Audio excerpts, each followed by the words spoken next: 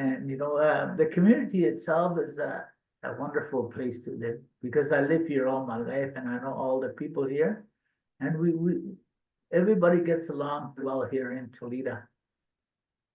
Back in the 80s, that's when they changed the name from Fort Norman to Tulita, so to the Slavey name. So it became Tulita after that. Before that, it was called Fort Norman and the Blue Tea. But the predictions from our people is that the river and all the things that are happening today were predicted by our people way back then. And when I was young, I used to hear that my father was alive, and then my dad, my mom, all the elders that I knew were all living at that time, and they were telling us about our grandfather, talking about telling them the predictions of what's going to happen with the Mackenzie River, with the water flow. The water was going to drop, he said, and we could see that the water's been going down since 2000, maybe around the year 2000. The water level of that has started to change, and that ice breakup was different, and all the things. So, especially this year, last year, the water was pretty low too when the ice broke, but it broke. After it broke up, it started going up a little bit. But after in the summertime, it really went down again. So the barges didn't make it made it to Tulita here, but further down it didn't go. I think it went as far as Norman Falls and back. But so all these are already predicted for us, but and there's some stories that came out of Delaney about drug and alcohol. That's going to be an issue when the time like this comes. And it's here, people are saying that, I hear that, but how can we prevent it from getting worse within our hometowns and stuff like that, because I think that's what they're talking about, their predictions of if these things hit the community or within the towns where we're living, it's going to get worse, they say. And our young people are going to turn out the worst. So I fear that about the highway, but it seems like the talks on that is that it want to go. It's going to be built because of climate change and stuff like that. But I think me, I'm ready for it. I'm okay with it, but I worry about my young people that are using drugs and alcohol. That's my way for them. So the time we have now before we build a highway, I wanted to see if the government and those territories can help us to build some kind of center so that our people can sort of understand why we have to have a highway, and we also got to thinking about it not because it's going to bring the disease to us, and it's going to bring a lot of people, they said to us too. So, those are the things we have to be ready. Me, I'm getting older now, so I don't know if I'll be around. I'm not too sure, but the younger generation will be here. But the community itself is a nice place, and we have a lot of sacred place that has to be identified with the highway. And the stories behind who we are also has to be shared with that GNWT, and where it crosses the animal habitat and stuff like that. It really has to be shared with them. At that time when I was young, the water was really high. It's always been high every year. So who thought about that day? But it's maybe 30, 40 years later, I see it happening now. And the river itself is really drying up. Last year, they couldn't even take out the buoys last year.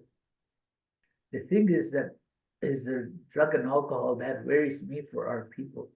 I think the rest is not too bad, but just the drug and alcohol is a problem. So I really want to educate my young people more.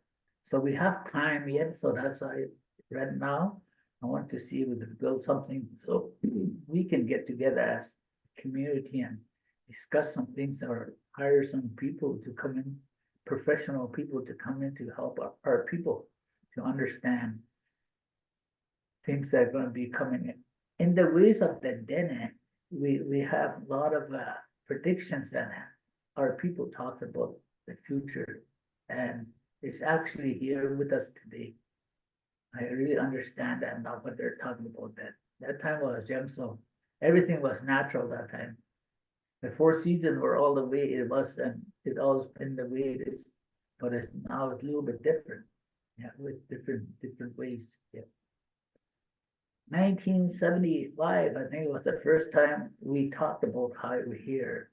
And I think it was the minister, Diefenbaker, wanted to come down this way to build the highway. So there is a resource to the north, he said, but for some reason, we had to work on the highway. We started down in we started by higher north, it's called higher north, and we used to cut the trees down. We made a right away for the highway by cutting all the way from Fort Wrigley right to Tulita here. So the path was already there.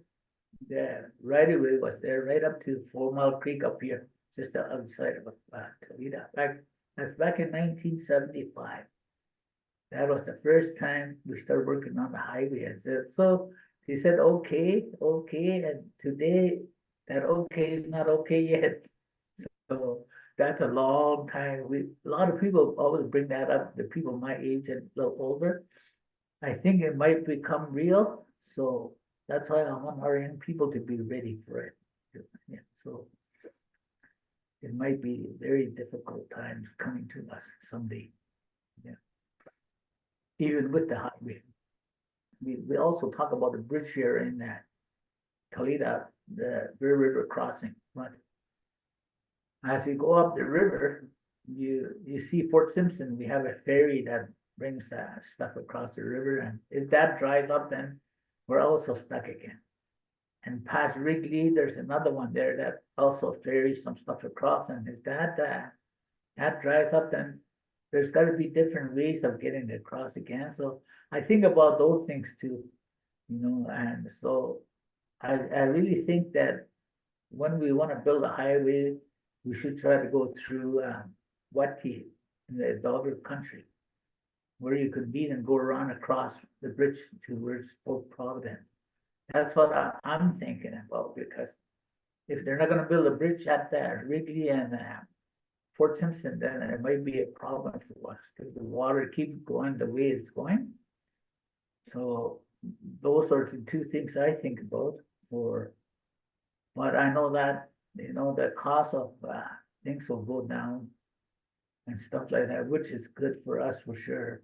And all the other stuff that's going to be material that coming in for housing and everything else, gas, all those kind of things will be good for us too. So all those things it's pretty well good, but just the drug and alcohol, I believe there's no highway, so it doesn't all come in all the time, but if the highway open, I think Normal was not far, it's only an hour away, so I believe every day people will be making some run back and forth like that. So those are the things I want to get my people ready, just to understand the effects of alcohol or the drugs or what it's doing today. And I'm hearing it's not a really good thing, even though you just touch it, you could probably pass on with it, he said. So that's another dangerous thing for our people. I want them to understand all the effects of all the drugs and alcohol. I think the cost of living is really high now. It's really high.